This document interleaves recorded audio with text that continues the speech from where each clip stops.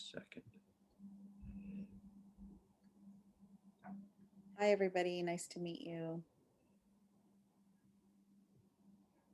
All right, I'll play around with this live thing in a minute. Oh, Let me go ahead and go do. ahead. Go ahead. Figure it out because once you start, then it'll be in between. So, Okay, let me go ahead and. Yep, let me just do this. Here's someone else join. Can you let them in, Millen? yeah, I know who that is. Yeah. All right, we'll get started in 1 minute. Hi, Debbie.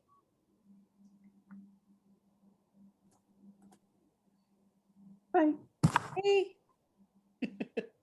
Good to see you. you too. All right, we're going to get started in about 1 minute. Just finishing up something on my end here.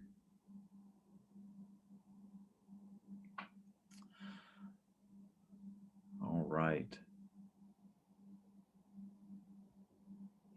So, my name is Tim Fortescue, and I am a life coach based in the San Francisco area, but have the opportunity to work with coaches throughout the country. And Dr. Millen's also based here. I will let her introduce more, but a holistic health practitioner. And so once a month, we do work together, and we both host, and then Millen just comes and shares, and have just gleaned a lot from what she has to share, and hope you do too. So I'm going to turn it over to Millen, and you can introduce more, Millen, and go into your presentation. Hi, everybody. This is Dr. Millen, a nurse practitioner in San Francisco Bay Area. And today we're going to talk about sleep. And I know you've heard of snooze and you'll lose, but I'm going to talk about snooze or you're going to lose. So, how sleep is really important in our lives. And obviously, something that I think almost everyone I know, myself, suffers from the ability to sleep or sleep well or the desire to sleep more. So, I hope give you some pearls and things that you can do to improve your sleep. So we're going to do our little presentation, and then we'll have a little time to discuss afterwards. And it's a quick presentation. So I want to remind you that happiness consists of getting enough sleep, and there's a lot of data and research that will uh, remind you of how important it is to get sleep and that it will contribute to your overall happiness. So, just a reminder, this presentation is just informational and is not intended to substitute for any kind of professional advice. And if you do have a medical problem, we want you to contact your healthcare professional and talk to them. And and if you need any other help from me, I'm always available to discuss things one on one. So we know that research studies show us that sleep can affect blood pressure, heart rate, our mental status, hormones, our immune system, and oxidative stress. And we're going to talk about what oxidative stress is. Adults who are short sleepers are more likely to have chronic health conditions, including depression, arthritis, diabetes, and asthma. What's worse is sleep deprivation can actually shorten your life. When we look in rats, I know we're talking about an animal study, but sleep deprivation ultimately leads to early death. And those folks who sleep less than 6 hours are at a 12% increased risk of dying prematurely than those folks who sleep 6 to 8 hours a night. 1/3 of our population sleeps less than 7 hours. And though that number is increasing over the past few decades, and only 10% of American adults prioritize their sleep over other daily living activities such as our fitness, work, social life, hobbies, and personal interests. So I know living in Silicon Valley, many people tell me how sleep deprived they are. And we know restoration is key to health. Another study shows that sleep loss can actually trigger anxiety. and that sleep can actually improve anxiety. And so researchers looked at healthy young people, and after a night of sleep deprivation, 30% showed more anxiety than the night before. When we look at brain scans of people who aren't sleeping well, we have different parts of the brain that are lighting up, which is the brain centers of fear and anxiety. And then other areas are less active, which would be the emotional reactivity side of the brain. And so that means that sleep's also helping to not regulate our emotions. So again, sleep and anxiety and emotional distress are related. Sleep also affects DNA damage. So when we look at, there's a study that looked at doctors who are sleep deprived, and this was a research study in 2019. And what they noticed is doctors who are working at night, they have more DNA damage after one night of sleep loss compared to their peers who were rested. And that's suggesting that there's molecular changes that are happening that will increase your risk of cancer, metabolic syndrome, and Alzheimer's, and that's oxidative stress. So sleep is affecting us on multiple levels.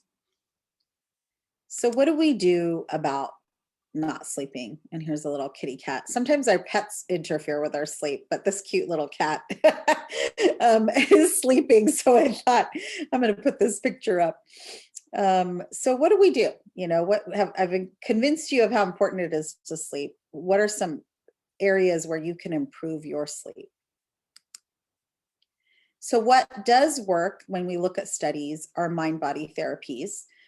This is details on a 2019, a systematic review is where we take a bunch of studies, and this was about 49 studies. So it's about a total of 4,500 people. And they looked at meditation, Tai Chi, Qigong, yoga, and those all help with sleep and reduce the severity of insomnia or the inability to sleep. So what was better? Tai Chi was better, or sorry, Qigong was better than over Tai Chi. That study also covered yoga, and I'm going to tell you a little bit more about yoga in a minute. The mindfulness exercises, there's a 2015 randomized clinical trial that looked at mindfulness awareness practice and how that affected sleep quality, and compared it to sort of like an education sleep program. And they found mindfulness exercises, which included, there's a whole range of mindfulness exercises. There's all kinds of ways to do mindfulness. And that might be a whole nother topic we need to talk about. But mindful sitting meditation, which is I think what most people think of when they think of meditation, just sitting and meditating, but mindful eating, appreciation, loving kindness meditation, mindful walking, mindful movement. When these participants engaged in 10 to 30 minutes of this practice in class, and they had some education and a group discussion, it all improved sleep related daytime impairment and depression and fatigue. So this was a JAMA, Journal of the American Medical Association published study.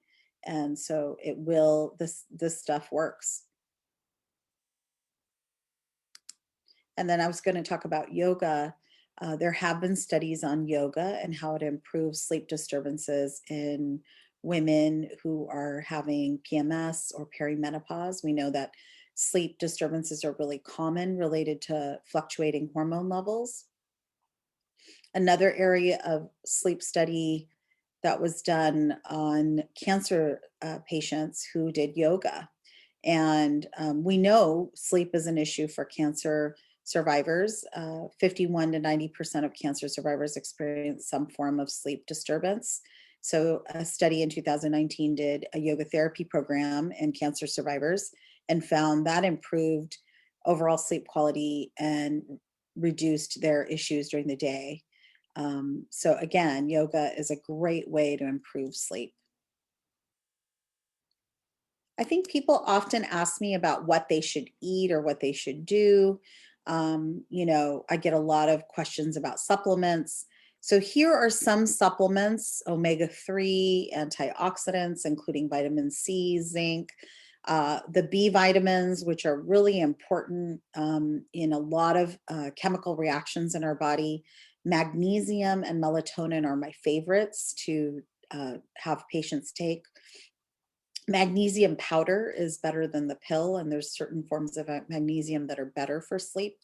And melatonin, there have been studies on melatonin. I know sometimes we hear conflicting information on melatonin, but there was a 2020 study on sleep quality and intaking melatonin through foods. And milk and cherry juice are some sources of melatonin. And they suggest that melatonin does promote healthy sleep. So again, I think these are some things that you can incorporate into your day-to-day life that might improve sleep. And then I give a handout to patients on things to do to natural ways to just improve sleep. My biggest thing is keeping a regular schedule. And what I do is I have an app I have an iPhone, and it has a bedtime and a wake time alarm. And that helps me consistently go to bed and wake up at the same time. Also, having sunlight in the morning as soon as you wake up for 30 minutes within 1 hour of waking will help regulate those levels of hormones that help you with your sleep. Caffeine is a big sleep disruptor. And the number one thing I tell patients to do when they tell me they have sleep disturbances is to go ahead and remove caffeine from their diet. And it usually helps a lot. If you really need your cup of joe in the morning, I would say that's fine, but avoid doing the caffeine in the afternoon or early evening, which is going to prevent you from sleeping well.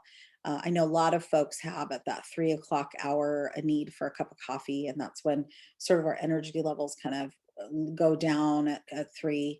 So I would avoid that and go to a decaf version of your favorite beverage. Creating bedtime rituals are great. Having a book that you read or having tea. I'm a big tea lover, and there's a lot of great bedtime teas. Having a nice bath before you go to bed, winding down. So that ritual helps you wind down. And for those folks who get a little hungry before they are going to bed, sugar can be really activating. So protein is really important if you're hungry right before bedtime. Some other things: dimming the household lights in the evening as soon as sunset hits will help you kind of get into that mode of kind of relaxing in the evening. Blue light blocking glasses are important. If we're on screens or we have LED lights in our house, blue light can be very activating. Um, you know, Sleeping before midnight, some say the hours before midnight are twice as potent as the hours after midnight. And I think, some folks like to sleep late and wake up late. Think you might want to rethink that. And then, of course, I'm always a big fan of botanicals as a way to sleep rather than sleeping pills. I think sleeping pills can cause a lot of other problems. And there's a lot of great herbs that I prescribe for sleep. And lavender is one of my favorites. I think, and we're going to talk about lavender in a minute. And if you have a journal, I think sometimes journaling can help. It can kind of release some of the tension from the day, things that are in your mind to help you start relaxing. So I was talking about lavender. Lavender is a great essential oil for sleep, and you can put it in a diffuser, in your bath, on your pillow, or you can drink it. And I love the lavender stress tea from Yogi. That's something that my family drinks regularly to help with stress and sleep.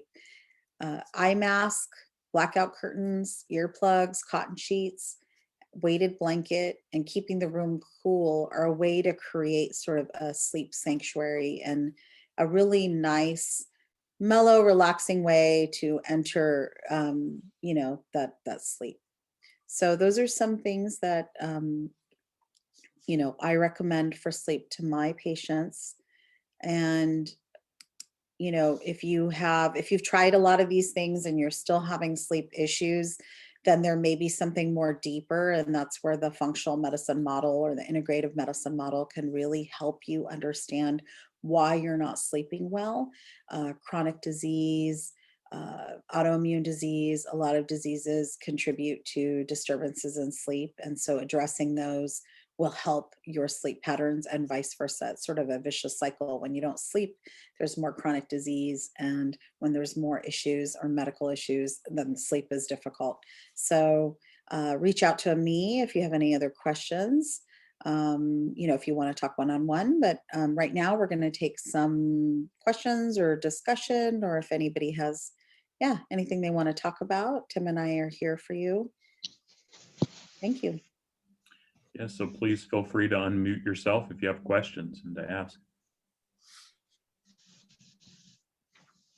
Okay, you were talking about doing yoga, doing qigong, doing tai chi, and how soon before you go to sleep should you not plan on doing it? We typically tell people, like, those are more restorative practices, so I don't see them as being as interfering with sleep. I think having it just depends on you. I think cardiovascular exercise, like if you're running or doing a Zumba class, it's going to be difficult to sleep, an hour later. Typically for more cardiovascular exercise, we recommend, 2 or 3 hours before your bedtime. Okay. All right. Thanks for saying the difference. Yeah, the restorative exercises, the ones that are a little bit more slower, they shouldn't interfere with your sleep. They may be helpful in sleep. I mean, I do yoga at night sometimes, and I don't feel like it helped, but that's just me. Everybody is different. Oh, okay. Thanks. Yeah. Thanks, Ellen. And I remember who you are now. Sorry. I was waiting to see. I was waiting. I was going to say something. I just didn't.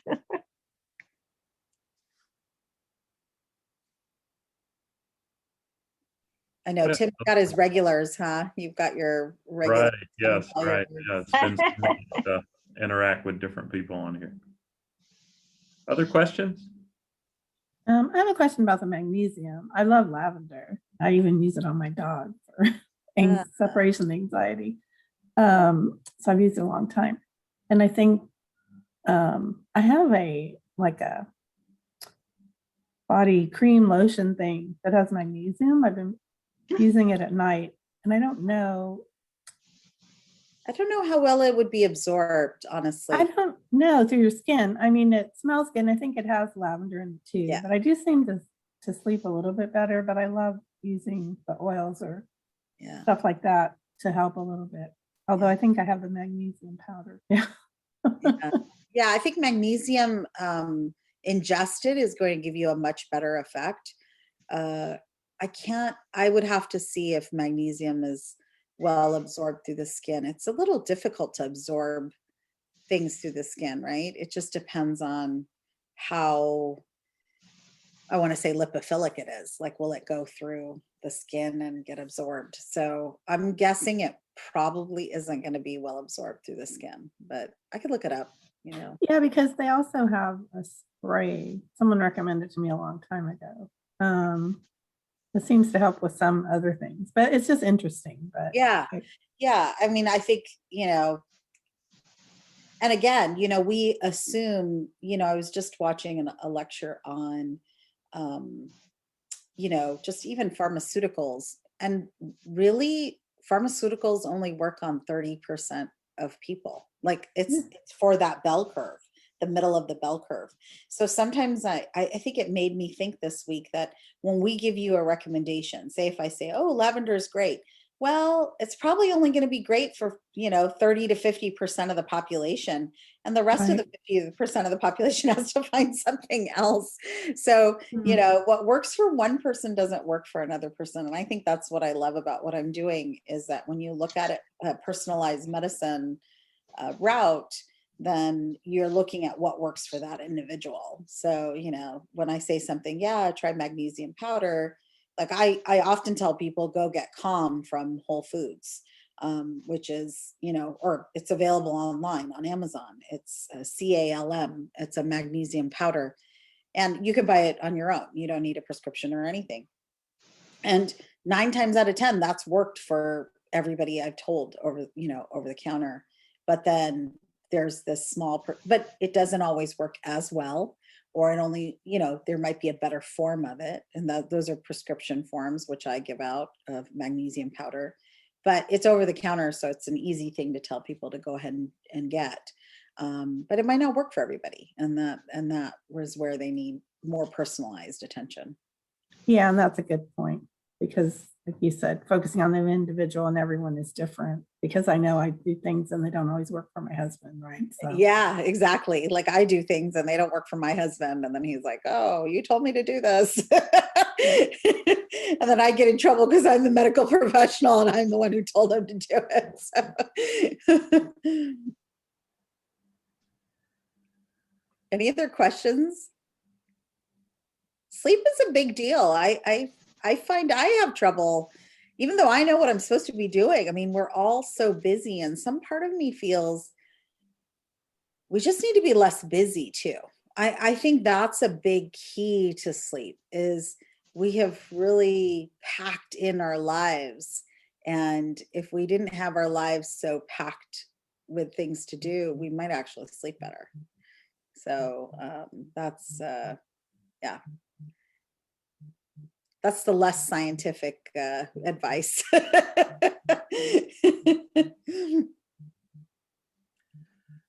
Anything else? Tim, what do you do to sleep better? What are your rituals? Yeah, that's a good question. I have, nothing consistently, but in Well, theory, you have 4 kids, so right. nothing's consistent when you have 4 kids. Well, I have tried, some of the things that I do, yeah, just dimming the lights, lighting a candle, reading, maybe even doing a short meditation at the end, keeping the iPhone out of my room. But that's all pretty much theory that I try time to time. Yeah. But ideally, that's what is in my head.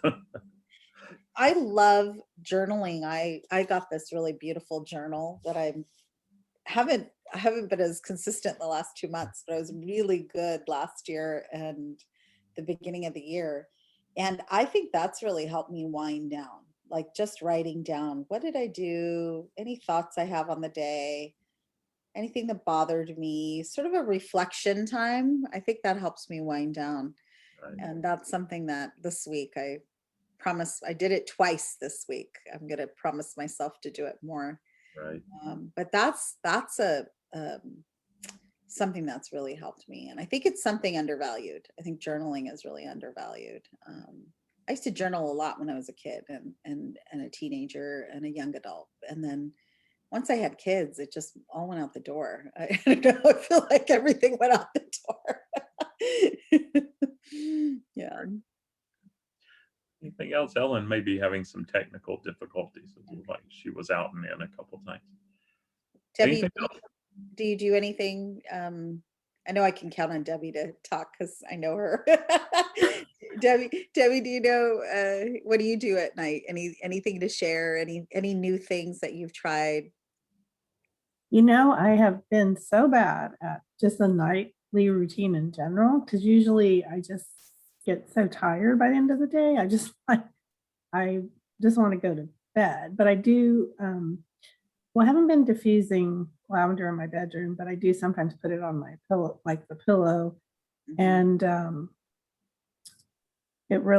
that seems to help. But I need to find like that wind down time. It's just like the evenings do get busy for me. I enjoy when I don't have a lot to do, and the things I like to do to relax probably aren't conducive like before bed. Like, well, I read, but I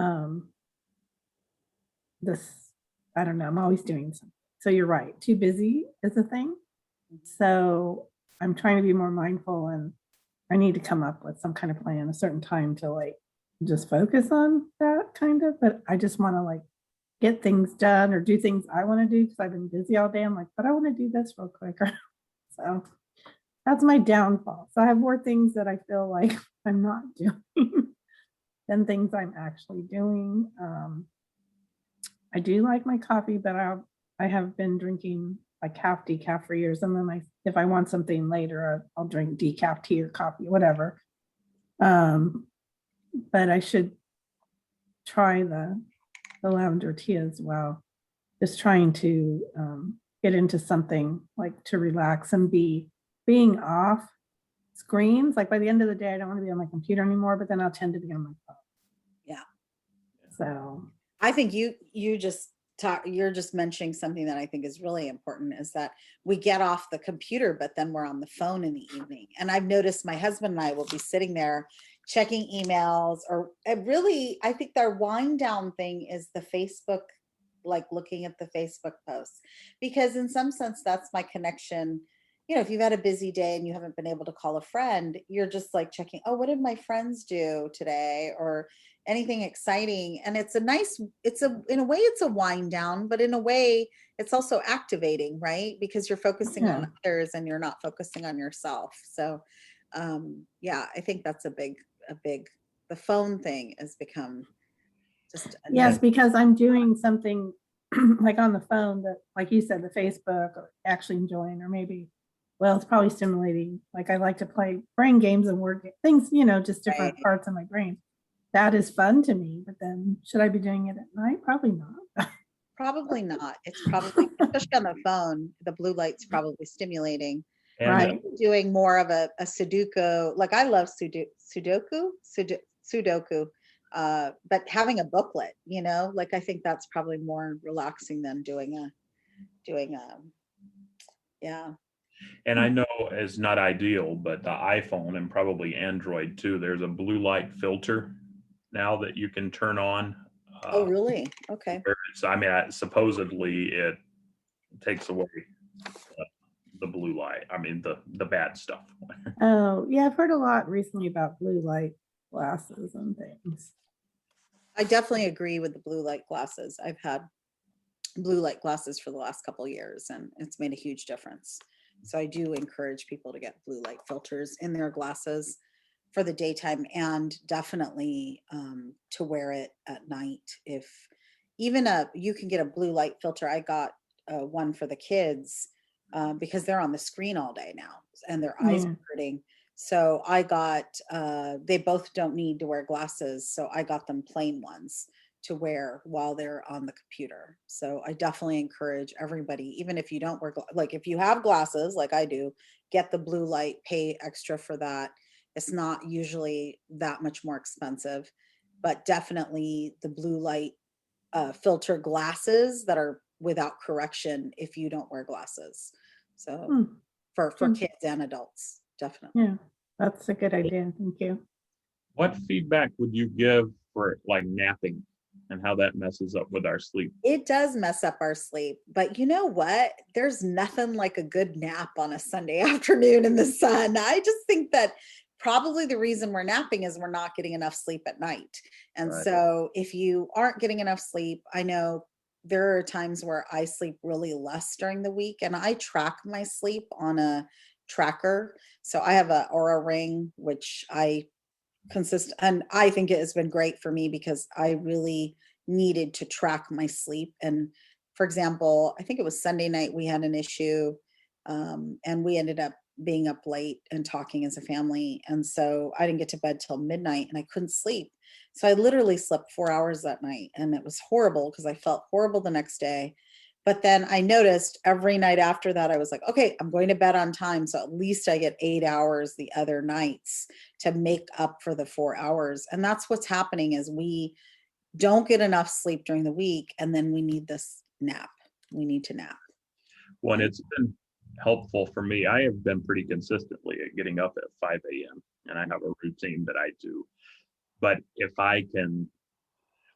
I've noticed if I do that for like 3 days, I can get up early and then I will crash for just an hour in the afternoon, like clockwork sometimes. Yeah. And in the evening, I'm ready to go to bed again, but then I either miss my 5 a.m. wake up or don't. If I could stay in that rhythm, I think Yeah. my sleep would be good, but then it kind of falls off one end or the other and doesn't work so well. And then sometimes I crash in the afternoon. I mean, not often, but I plan for an hour and it goes a little longer. So, Yeah. Because you're sleep deprived. right. Yeah. I never can take naps. You don't take naps? No, because I generally feel worse if I do. Yeah. And I don't like to take them. A couple times I was really tired and a little bit under the weather, and I dozed off like on the couch, like on a Saturday rainy afternoon or something.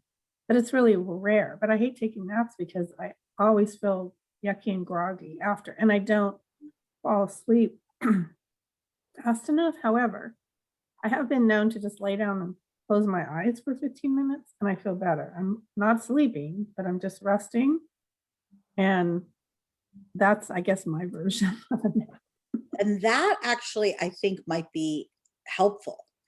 And that's like, I don't know what the term is. It's like a power nap and that is actually might be something more restorative than taking away from your sleep. I don't have the study in my head right now, but I was reading something about how having a 15-minute close your eyes in the afternoon is actually more helpful than taking a full-on nap. And they have little studios where you can go and do this 15-minute in big cities. I've heard in New York City and things like that, where you can go for a 15-minute, like close your eyes, shut eye, like power nap. And that's supposed to help with your energy in the afternoon and helping you revitalize yourself. So I don't know. I think that would be a good data to look at. But again, I always look at it, it's what the individual needs and what's helpful for them. So, what might be good for you might not be good for somebody else. But Anything else before we wrap up? hopefully this was helpful. I hope. Yes, it was. Well, thank you for doing it. And as you see in the chat there, I put, if you'd like a recording of this, you can register at that first link and I will post a recording there. And if you register, there's also a link to Dr. Millen's page and to my page, but I also put them in the group or in the chat there if you're interested and would like more information. And with the registration, I don't sign you up for a newsletter or anything unless you check that you want to be. It's just to access the recording of this video. But thanks so much for coming and participating in this. And if we can help with anything, please feel free to reach out and let us know. Thank you. Thank you. Thank you. Nice to see you all. Yes, thank you all and take care. Have a wonderful day, wonderful weekend. Yep. Thank you. Take care. Bye. Stop this recording. Yeah, just cut out me blowing my nose.